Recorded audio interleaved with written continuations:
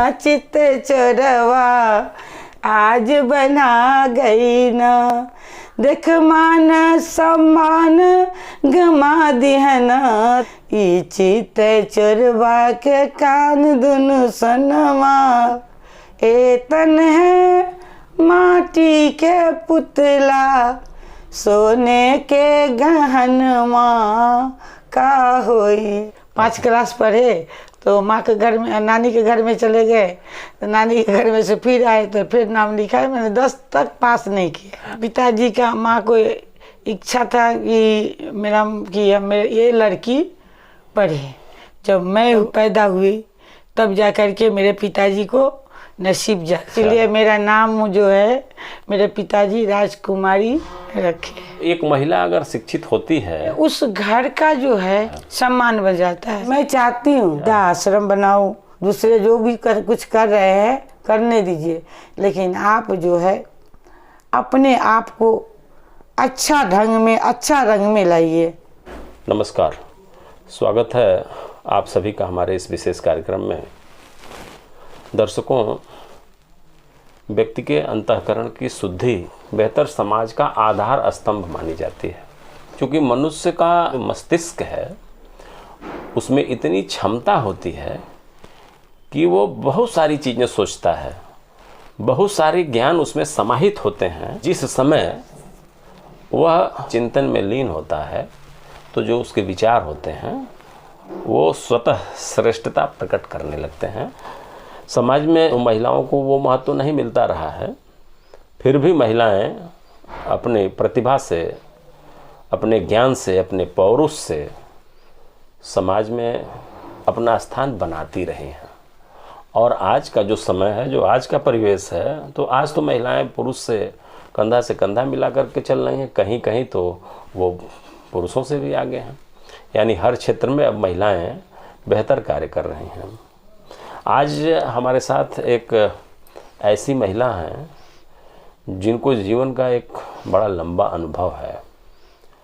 जीवन में तमाम सारे सुख दुख आपने देखा है, तो आपका जो जीवन का अनुभव है उस अनुभव को हम आज साझा करेंगे, उनसे हम बातचीत करेंगे ताकि हमारे दर्शकों को उनके अनुभव का लाभ मिल सके। तो जो हमारे साथ महिला हैं इनका नाम है राजकुमारी चंद। बाकी का परिचय हम इन्हीं से जानेंगे, यही देंगे। तो राजकुमारी जी, आपका हमारे कार्यक्रम में स्वागत है। जैसा कि मैं ये जानना चाहूँगा कि जैसे आपके माता पिता का नाम क्या है और जो आपका मूल स्थान गांव है, जो माता पिता का गांव था, बाद में आपकी शादी हुई तो गांव बदल गया होगा, तो आप पहले अपने माता पिता का नाम बताइए और अपना गांव बताइए, उसके बारे में ज़रा हमारे दर्शकों को बताइए। मेरा माता पिता का नाम, पिताजी के नाम रामाशीष सिंह और माता के नाम सीता देवी। मैं बिहार के रहने वाली हूँ और गांव का नाम है नवानी। अच्छा, नवानी गांव की आप रहने वाले? मधुबनी का, मधुबनी जिला। अच्छा, मधुबनी जिला, यानी बिहार के मधुबनी जिला में नवानी गांव की आप रहने वाली हैं। अच्छा, तो आपके माता पिता तो अब इस दुनिया में होंगे नहीं है? अच्छा, तो आपके पिताजी सर्विस करते थे, बिजनेस करते थे या किसान थे, क्या थे? मेरे पिताजी नेता भी थे और मेरे पिताजी जो है चीनी का कोटा उटा भी करते थे। अच्छा, व्यवसाय करते थे? हाँ, व्यवसाय भी करते थे। अच्छा, गांव में ही? गांव में ही। अच्छा, आपकी माताजी गृहिणी थी या वो कहीं नौकरी करती थी? नहीं, गृहिणी थी। गृहिणी थी। अच्छा अच्छा अच्छा। आपके जो पिताजी थे कितने भाई थे? 5 भाई। अच्छा अच्छा, तो पिताजी किस नंबर पर, सबसे बड़े थे कि छोटे थे? नहीं, एक बड़े थे मेरे पिताजी से। अच्छा, दूसरे नंबर पर थे आपके पिताजी? अच्छा अच्छा। आप लोग कितनी भाई बहन हैं? 2 भाई, हाँ, 9 बहन। अच्छा, तो सारी बहनें हैं इस समय? नहीं, एक बहन को डेथ हो गया। अच्छा, एक बहन की मृत्यु हो गई। अच्छा, तो सबसे बड़ी बहन कौन थी? शैल कुमारी। शैल कुमारी, तो वो हैं अभी? नहीं, वही मर गई। अच्छा, सबसे बड़ी मर गई। दूसरे नंबर पर कौन है? प्रेमा अच्छा, देवी। दूसरे नंबर पर प्रेमा देवी हैं। तीसरे नंबर पर? शीला देवी। अच्छा, चौथे नंबर पर? चौथे नंबर पर मैं हूँ, राजकुमारी चंद। अच्छा, और पांचवें नंबर पर? पांचवें नंबर पर है मीरा चंद। मीरा चंद। छठे नंबर पर? इंदू चंद। अच्छा, सातवें नंबर पर? सातवें नंबर पर छोटा भाई है सुशील। अच्छा, आठवें नंबर पर? आठवें हमसे छोटा एक ठो है जवाहर। अच्छा, नौवें नंबर पर? नौवें नंबर पर तो आपको बताया कि अरे तो 9 बहन और 2 भाई यानी 11 हो गए ना। अच्छा, इसका मतलब पूरा नाम भी नहीं आपको ख्याल आ पा रहा है? नहीं इतना नहीं लंबा परिवार। अरे प्रेमा, शीला, शैल, प्रेम, शीला, राजकुमारी, इंदू और मीरा। अच्छा। तो आपको तो पता है तो। अच्छा, चलिए, अच्छी बात है। अच्छा, ये बताइए कि आप लोगों की जो पढ़ाई लिखाई हुई वो आपके गांव से ही हुई? हाँ, पढ़ाई लिखाई गांव से हुई। अच्छा, आपकी प्राइमरी की पढ़ाई गांव से हुई थी? गांव से हुई थी। अच्छा, कहाँ तक आपकी शिक्षा दीक्षा हुई थी? शिक्षा तो गए थे, जैसे कुछ दिन पढ़े, 5 क्लास पढ़े, तो माँ के घर में, नानी के घर में चले गए, तो नानी के घर में से फिर आए तो फिर नाम लिखाए। मैंने 10 तक पास नहीं किया। अच्छा, मतलब 10 में आपने एडमिशन ले लिया था, चूंकि एक बहुत बड़ा परिवार था आपका। तो उस जमाने में पढ़ाई लिखाई 10 तक बहुत बहुत ज़्यादा मानी जाती थी ना? बहुत ज़्यादा, बहुत इच्छा। महिलाएं तो पहले पढ़ती ही नहीं थी, और अगर आपके परिवार में 10 तक आपके पिताजी ने आपको पढ़ाया तो इसका मतलब है कि एक शिक्षित परिवार था आपका। मेरा पिताजी का, माँ को इच्छा था कि ये लड़की पढ़े, और अच्छा। मेरे पिताजी को जितना लड़का नहीं, जब पैदा हुई तब जा कर के मेरे पिताजी को नसीब जगा। मेरा ऊपर से भाई हुआ, और फिर जो है फिर दो ठो बहन हुई। अच्छा। एक ठो बहन और होकर डेथ कर गई। उसी टाइम में मेरा पिताजी पोखर खनवाए, रोड बनवाए। यानी आप पैदा हुई तो बहुत सारे कार्य आपके बहुत घर में हुए। इसीलिए मेरा नाम जो है मेरे पिताजी राजकुमारी रखे। अच्छा, यानी तो आप अपने पिता की लाडली प्यारी बिटिया 12 साल तक ले कोरा में घूमते थे। अच्छा अच्छा अच्छा। चलिए, बहुत अच्छी बात है। बहुत। तो आपकी शादी कब हुई? सन ख्याल है आपको? सन तो नहीं ख्याल है, लेकिन हम जानते हैं 40 साल हो गया शादी के। शादी के 40 साल हो गए। बाबा जो है अच्छा। बस्ती बहराइच के थे। अच्छा। तो वो लोग गए थे नेपाल, काठमांडू में नौकरी करने। अच्छा। वहाँ पर बहुत सारा सा जो है जमीन था, वहाँ पर नौकरी में सक्सेस नहीं हुए वो लोग। अच्छा। तो बहुत जमीन था, वो लोग 750 बीघा जमीन जो है सब चाचा उचा थे, गुलाब सिंह चाचा। तो वो 750 बीघा जमीन जो है वो तुड़वा फरवा करके सब अपना नाम सब करवाए थे। अच्छा। इसलिए लोग वहीं पर रह गए। तो एक ठो फुआ थी, उनका शादी हुआ बिहार में। अच्छा। तो जिस दिन शादी हुआ उस सुबह में विदाई हुआ, उसी टाइम गई घर पर, उनका हस्बैंड को फूफा को डेथ हो गया। अच्छा। तो तब से फुआ उसी डोला से घुमा कर चली आई। तो तब से हम लोग को शादी गोरखपुर में होने लगा। अच्छा। तो आपकी शादी बिहार में हुई थी? बिहार में शादी तो बिहार में होता, लेकिन गोरखपुर जिला में ससुराल में। शादी तो आपके ससुराल आपकी गोरखपुर जिले में है। हाँ। कौन सी जगह है, गांव कौन सा है? मेरा गांव मन में मानव किशनपुर। मानव किशनपुर। अच्छा अच्छा। तो आपके पति क्या करते हैं? मेरा पति गाड़ी चलाते थे और गाड़ी के मालिक भी बने। तो क्या नाम आपके पति का? नागेंद्र चंद। पति मेरा नहीं है। अच्छा, आपके पति जी नहीं है। तो इस समय कितनी गाड़ी आपकी चलती है जो है? 5-6 है। अच्छा अच्छा। तो इसका मतलब आप जो है एक ट्रांसपोर्ट का काम आपके यहाँ होता है? ट्रांसपोर्ट चल रहा है, चलता है, अपने चलाते हैं, अभी दूसरे को गाड़ी नहीं लेते हैं। अच्छा अच्छा अच्छा। तो आपका जो ट्रांसपोर्ट का काम है वो किस नाम से चलता है इस समय? ट्रांसपोर्ट चलता है बड़ा लड़का अभिषेक चंद के नाम से। अच्छा, तो ये कहाँ चलता है? कलकत्ता में। कलकत्ता में, अच्छा। तो वही आपके आय का साधन है। तो आप जैसे आप रहने वाली, आपका मूल स्थान बिहार में, शादी हुई गोरखपुर उत्तर प्रदेश में, और आपका व्यवसाय बंगाल में होता है? बंगाल में हो गया। अच्छा अच्छा, यानी बंगाल में आप रहते हैं। चलिए, बहुत अच्छी बात है। तो आपके कितने बच्चे हैं? मेरे बच्चे 2 लड़की 2 लड़का। अच्छा, 2 लड़की 2 लड़के हैं। जो व्यवसाय है उसको आप देख लेते हैं, संभाल लेते हैं? बैठे बैठे जो कुछ काम उम आता है फोन से, तो फोन से कर लेते हैं, छोटा लड़का चलाता है। अच्छा, हाँ, आपके बच्चे शिक्षा, अच्छी शिक्षा आपने दिलवाया या फिर वो ट्रांसपोर्ट के धंधे में ही आपने लगा दिया? बड़ा लड़का को दिया था बोकारो में पढ़ने के लिए, हॉस्टल में। अच्छा। तो वो थोड़ा मनबड़े ही करता था। अच्छा। फिर हमको बहुत बदमाशी करता था। अच्छा। तो उसको फिर ले आए इधर में, गोरखपुर में नाम लिखाए। कुछ दिन बंगाल में पढ़ा, कुछ दिन गोरखपुर पढ़ा। फिर बड़ी लड़की के इंटर तक ले पढ़ाए, वो भी ज़्यादा नहीं पढ़ी। अच्छा। छोटी लड़की के 10 तक ले पढ़ाए।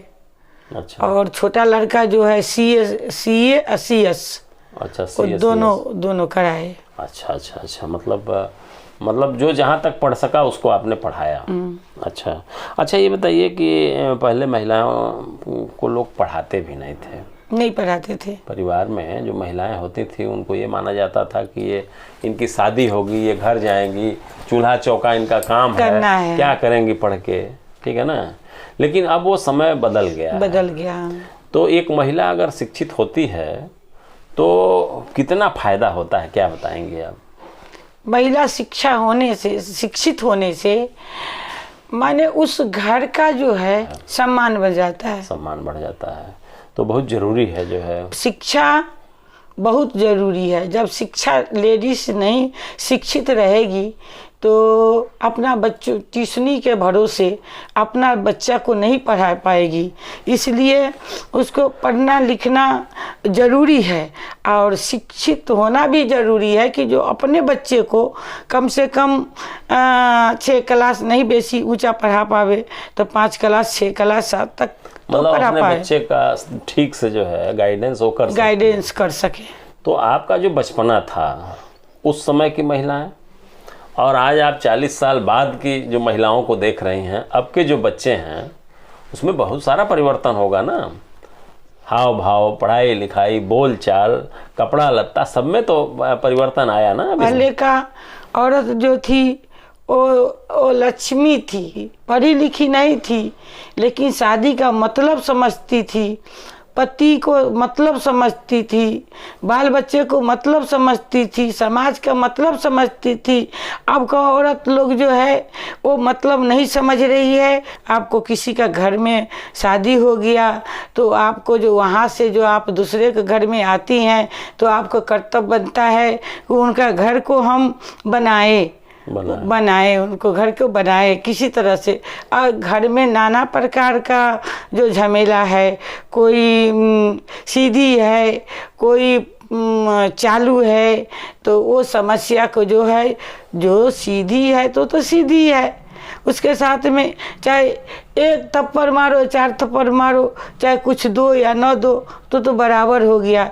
लेकिन जो शिक्षित है उनको जो है सोचना चाहिए कि वो मूर्ख है तो इसका मतलब उनको नीचा नहीं गिराना है। आपका घर में कोई सामान आता है और तो आप जो है 2 जन है 3 जन है तो आपने एक बराबर से सबको दे दीजिए, एक रूप से सबको देखिए, तो वो औरत महान हो जाती है। पति की भी चाहिए कि औरत को गंदा बात न बोले, गाली न दे।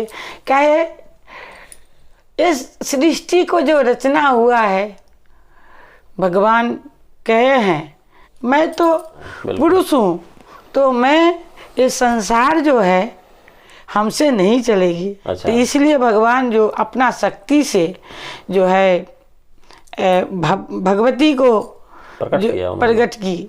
आज संयुक्त परिवार का विघटन हो गया, तो जो पहले का संयुक्त परिवार था वो कितना बेहतर था, क्या बताएंगे आप? जो है पहले का जो संयुक्त जो था एक संगठन परिवार का, बहुत ही अच्छा, इसका वर्णन भी नहीं किया जा सकता कि कितना अच्छा था।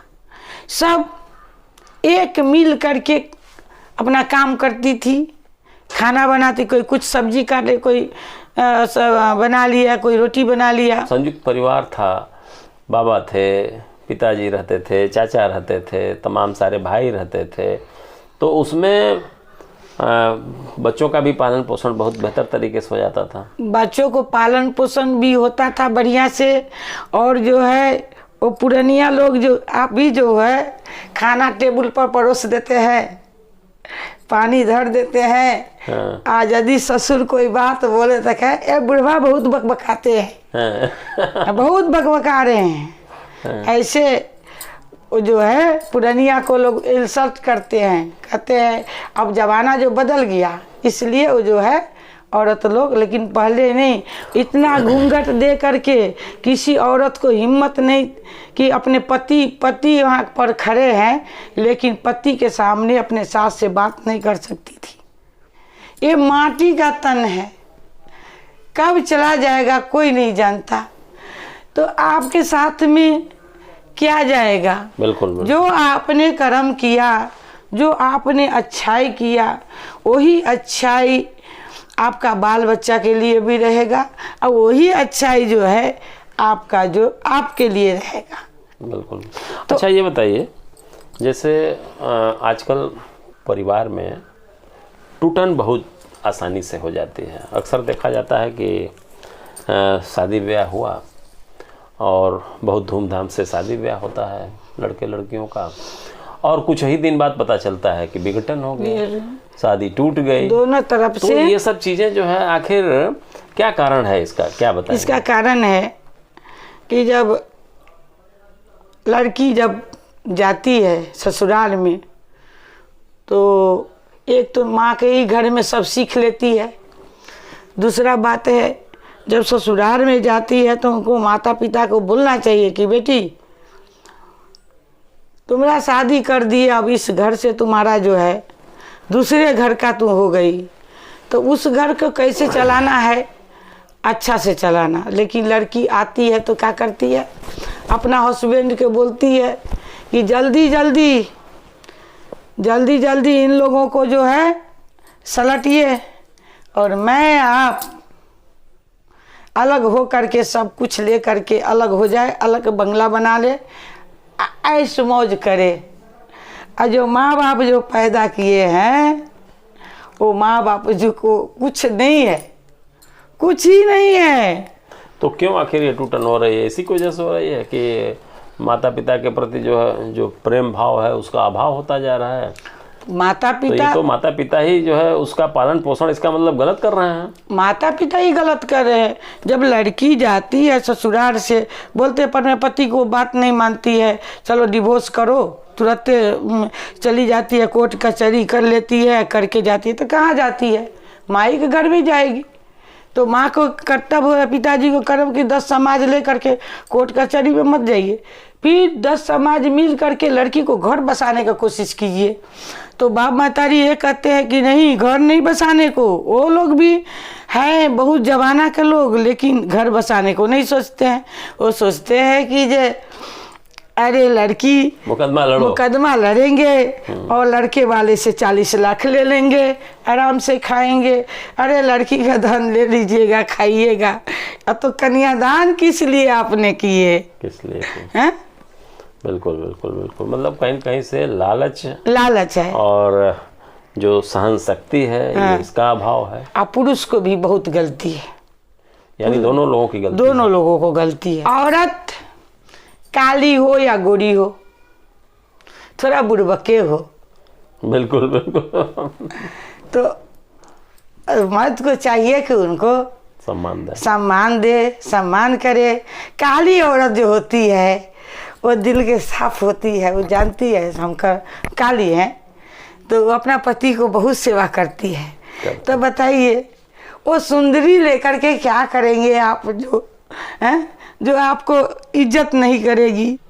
महिलाओं के परिधान को लेकर के तमाम सारी बातें उठती हैं कि महिलाओं का वस्त्र कैसा होना चाहिए, किस तरह से उनको कपड़ा पहनना चाहिए।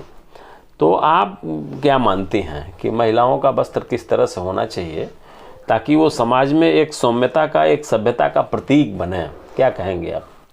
हम यही कहेंगे, लड़की को, उनका माँ को चाहिए कि लड़की को आभूषण ऐसा बनावे, सूट बनावे, फ्रॉक बनावे, अच्छा आभूषण बनावे, अच्छा उनको अच्छा तरीका से समझाए कि ये पर्दा में ही रहना ही सब कुछ है, पर्दा वाला कपड़ा पहनावे और लड़की को समझावे।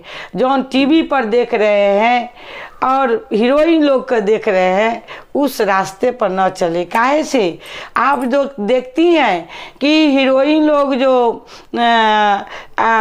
छोटा छोटा कपड़ा पहन के डांस लोग करते हैं, तो वो लोग तो मनोरंजन दिखाते हैं सबको, आपको भी मनोरंजन, उसमें भी अच्छाई बुराई सब दिखाते हैं। अच्छाई क्या है, बुराई क्या है, तो दिखाते हैं वो लोग, वो भी दिखाते हैं। तो लड़की को वो जो है प्लास्टर जो होता है प्लास्टिक का, वो लेडीज लोग पहन करके उसके बाद छोटा कपड़ा पहन करके स्टेज पर आती है, अब टीवी पर आती है, जो भी करती है, फिल्म दिखाती है। वो ड्रेस नहीं पहनना चाहिए जिससे मेरा समाज को इंसल्ट हो, खराबी हो, ये नहीं करना चाहिए। मतलब शुद्ध बेहतर कपड़ा पहनिए कि मेरा समाज 10 आदमी जो अच्छाई में है, अच्छा काम करते हैं 10 आदमी, तो वो 10 आदमी के देख करके पूरा समाज अच्छा काम करने लगते हैं। तो वो क्या काम करना चाहिए, मतलब परिधान सही होना चाहिए। परिधान सही होना चाहिए। अच्छा ये बताइए कि अध्यात्म में, धर्म कर्म में आपका कितना विश्वास है? पूजा वूजा करते हैं आप? पूजा करके तो इतना पूजा 11 साल के बाद से हम पूजा कर रहे थे।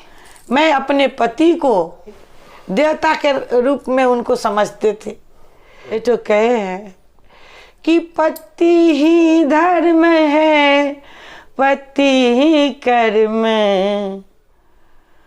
पति बिनु सुना है संसार।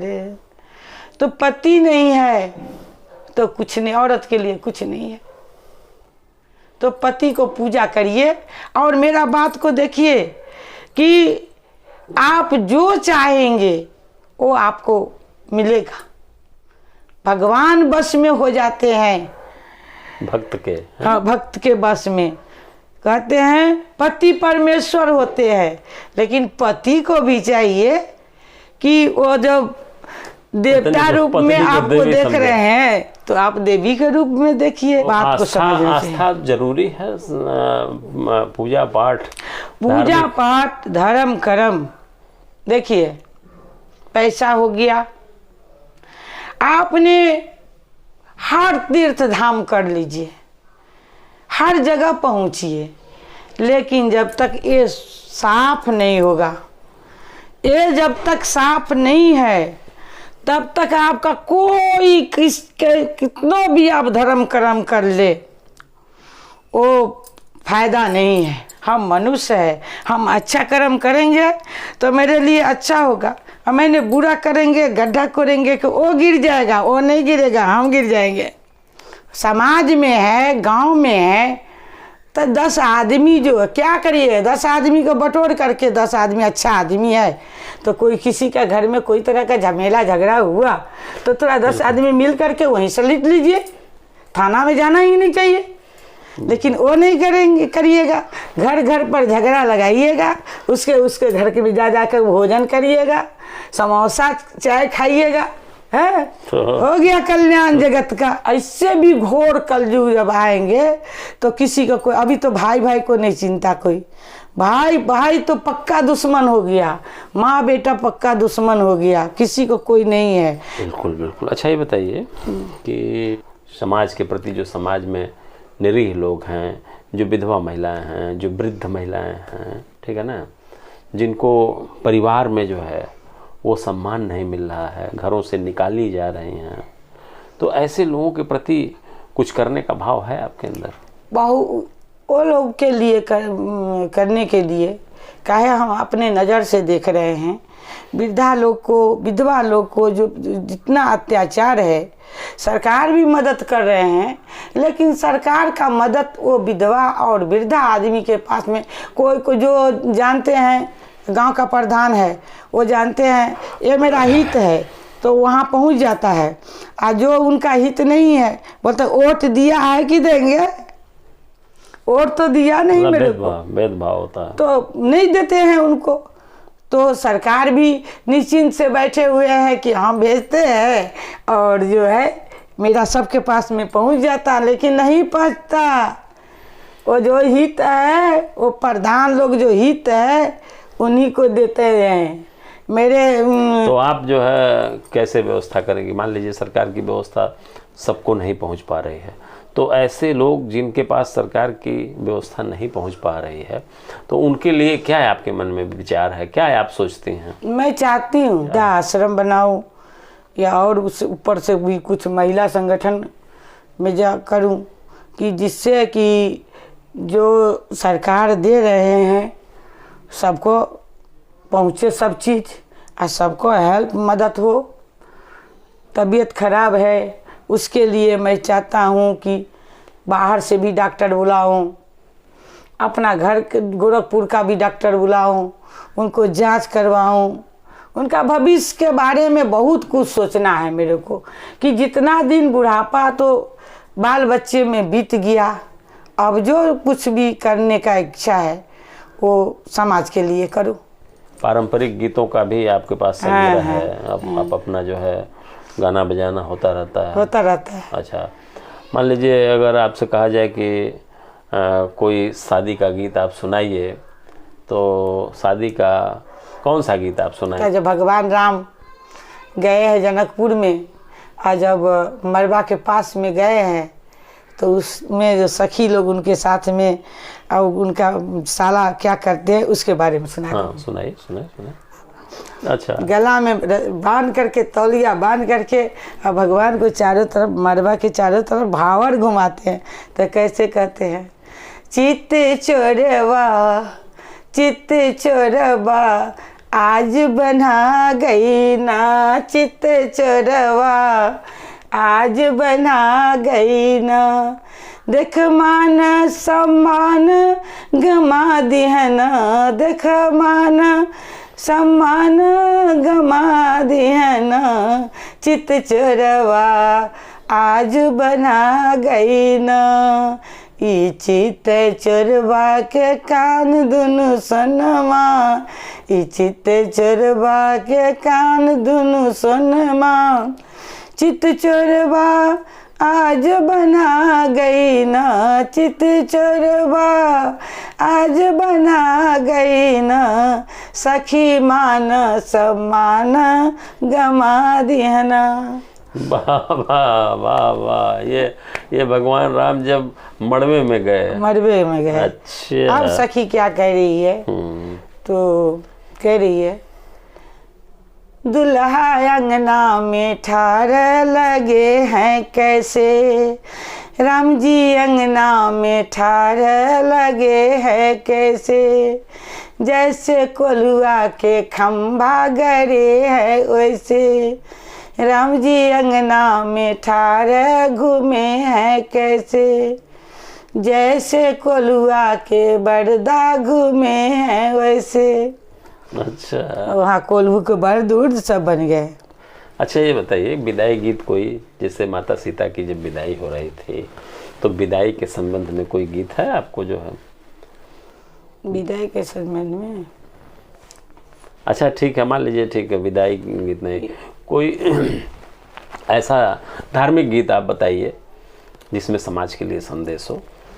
माता रानी के गावे? हाँ बिल्कुल, माता रानी का गाइए या भगवान का गाइए, शिव का गाइए, कोई एक ऐसा गाना सुनाइए जिसमें एक सुंदर संदेश छिपा हो। अच्छा, ए तन है माटी के पुतला, ए तन है माटी के पुतला, सोने के गहनवा का होई, सोने के गहनवा का होई, जिस मुख से हरि नाम न निकले, जिस मुख से हरि नाम न निकले, ए सुंदर बदनवा का होई, ए सुंदर बदनवा का होई, जिस हाथों से दान न कियो, जिस हाथों से दान न कियो, ए जगवा में आके का होई, ए जगवा में आके का होई, ए जिस हाथों से दान न कियो, जिस हाथों से दान न कियो, ओ गंगा नहाने से का होई, ये सोने का गहनमा का होई, ये सुंदर बदनमा का होई। वाह वाह, बहुत अच्छा। हाँ, अच्छा संदेश जो है आपने जो है गाने के माध्यम से। तो ये जो गीत आपने जो है ये आप परिवार में ही आप अपना ये गीत सीखी हैं कि इसके लिए अलग से कहीं कोई आपने जो है किताब पढ़ के जो है इसको याद किया है? ये मेरा चाची एक तो थी। अच्छा, चाची ने सिखाया था? बौद्ध धर्मात्मा अच्छा, थी। अच्छा, कोई से सब सीखे। चलिए बहुत अच्छा। ये बताइए, जीवन का वर्णन अगर किया जाए, किसी के भी जीवन का वर्णन, तो कई दिन लग सकते हैं, लेकिन हम सभी लोगों की एक सीमा है, एक परिधि है, उसी परिधि में हमको अपनी बात को कहना होता है। तो चलते चलते आप उन महिलाओं को कोई संदेश दीजिए, उन बच्चियों को कोई संदेश दीजिए जो आज भी आधुनिकता के इस भीड़ में अपनी परंपराओं से दूर होती जा रही हैं, अपने जो पारिवारिक बंधन हैं उससे वो मुक्त होना चाहते हैं, तो उनके बारे में आप कोई संदेश दीजिए। लड़की को माँ बाप पैदा करते हैं, लेकिन जब लड़की बड़ी हो जाती है, शिक्षा प्राप्त कर लेती है, उनको ससुराल में जाती है, तो ये घर बनाने के लिए जाती है, अपना पति को घर, अपना घर। तो मायके तो है, शादी होने के बाद 2-4 दिन के लिए आपको बुलाएंगे, हाँ, फिर 4 दिन में आपको जाना है। तो घर को कितना भी सजा दीजिए, कितना अच्छा बनाइए और कितना आप अपने को अच्छा बनिए, तो ये बहुत अच्छा है। खराब वस्त्र न पहनिए, बदतमीजी वाला वस्त्र न पहनिए, दे ढक करके, दे अपना शरीर को जो ढक के जो काम पहनते हैं कपड़ा, कितना सुंदर लगता है, कितना अच्छा लगता है, दूसरों को देखने में भी अच्छा लगता है। समाज भी बड़ाई करते हैं, लोग बोलते हैं कि देखो इसका औरत इस तरह से रहती है। तो ये नहीं है कि काबिलियत की हम जैसे देख रहे हैं दूसरे को वैसे में हम ढल जाए, नहीं, दूसरे जो भी कुछ कर रहे हैं करने दीजिए, लेकिन आप जो है अपने आप को अच्छा ढंग में, अच्छा रंग में लाइए। बिल्कुल, बहुत अच्छा जो है, बहुत बढ़िया संदेश है। दर्शकों, आपने देखा कि एक अनुभवी महिला राजकुमारी चंद जी ने अपने जीवन के छुए अनछुए पहलुओं पर विस्तार से आपने बात किया, अपने जीवन के अनुभव को साझा किया, और परिवार में किस तरह से हमें रहना चाहिए, समाज में किस तरह से रहना चाहिए, इसके बारे में भी बेहतर जानकारी आपने दिया। निश्चित रूप से ये जानकारी आपको अच्छी लगेगी। राजकुमारी जी, आप यहाँ आई और आपने अपना अमूल्य समय निकाला और आप यहाँ आई और हमसे आपने सुंदर सुंदर बातें किया, समाज को, महिलाओं को सुंदर संदेश दिया। हम आपके निरंतर स्वस्थ और प्रसन्न रहने की मंगल कामना करते हैं ईश्वर से और आपको बहुत बहुत धन्यवाद देते हैं। बहुत बहुत धन्यवाद।